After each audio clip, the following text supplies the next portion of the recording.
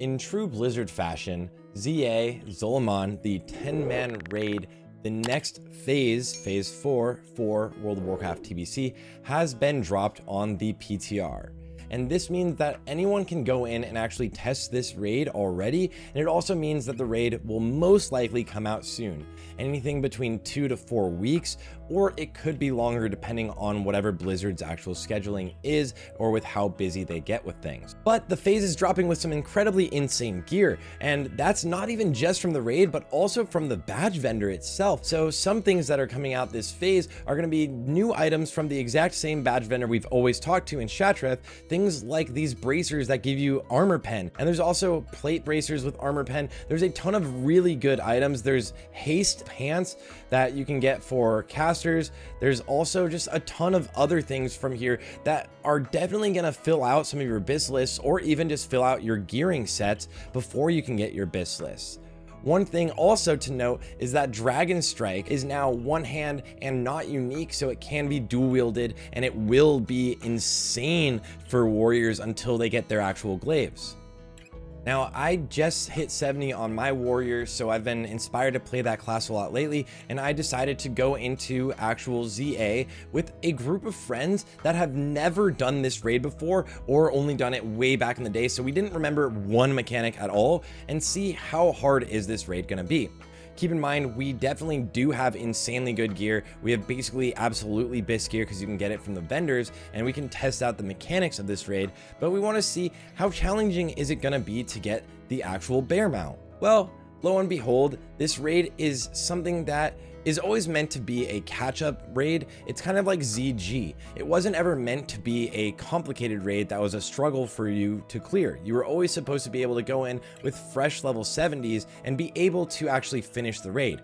Maybe not do it all in time, but with fresh characters, you should be able to actually clear the raid. So this means with full BIS gear from tier 6, you are going to absolutely dumpster this raid. You will blast through it without any issues. There are a couple mechanics you do want to know about, but most fights you can actually go straight onto and not even know what you're doing. But with the raid being a little bit easier, it brings up the question, how hard is it to get the actual mount itself? Is it still a struggle, and do you need to have a very solid raid group and a very solid raid composition to be able to get the mount itself? Now, this is something I actually forgot, but you actually only need to kill the first 4 bosses to get the mount.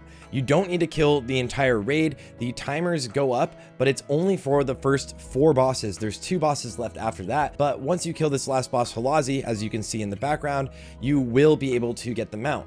And we actually did it with like 1 minute left, but the issue is we had something like 7 full wipes where we fully had to come back and run back into the raid. 7 times we were still able to get this mount.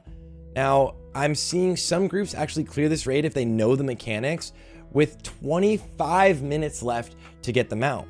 So this means that every week, every raid is gonna get the mount. It's actually gonna be harder, most likely, to not get the mount as long as you know the mechanics and know any of the encounters. This was our biggest issue, and sometimes we would just die to something happening because we didn't know what to do, but then we would go in and fight the boss again and just know how to deal with the mechanic. So knowing the mechanics is a small thing you should do, and it will absolutely help you complete this raid in time and able to get this awesome Swift Armani Warbear mount. And this mount is actually something that you can't even get on retail anymore. It is a timed mount, so you're gonna wanna make sure you do get it on all of your characters that actually care for it.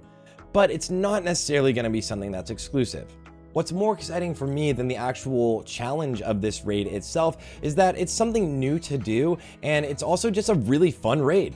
It's a really fun raid to blast through with your friends. It's going to be something to keep you excited, as well as there's some insane loot in here that does not at all reflect the difficulty of the raid. There's gear that is BIS for all classes, a couple pieces, and everybody's going to be farming this. So with that, I will be hosting some ZA raids on the PTR if you want to come and hang out out or join me, head over to twitch.tv/Sarthe. I'll be away for the weekend, but right past that, I'll be back and we will be playing it on every class and seeing how fast we can actually speedrun this raid, potentially with different things like invisibility pot skips, or actually using rocket boots and like some parachute cloaks maybe to just blast through this raid and see how much fun we can have getting around. And the last thing to mention is that Warcraft Vlogs has said that they won't be adding a new partition for this phase, so there won't be a break with speedruns ending in phase 3 and then new speedruns for phase 4 with the new gear. So don't worry too much if you guys haven't started speedrunning or aren't worried about your parses or something like that. You'll still be able to get new gear, even better gear or catch-up gear, and compete with everybody else. Thanks for watching, guys. My name is Sarthe, and stay tuned to the channel because the Hunter Ultimate Parsing Guide for Black Temple will be coming out very soon as I get back and finish editing that. Enjoy the raid, and I'll see you guys all on the next one.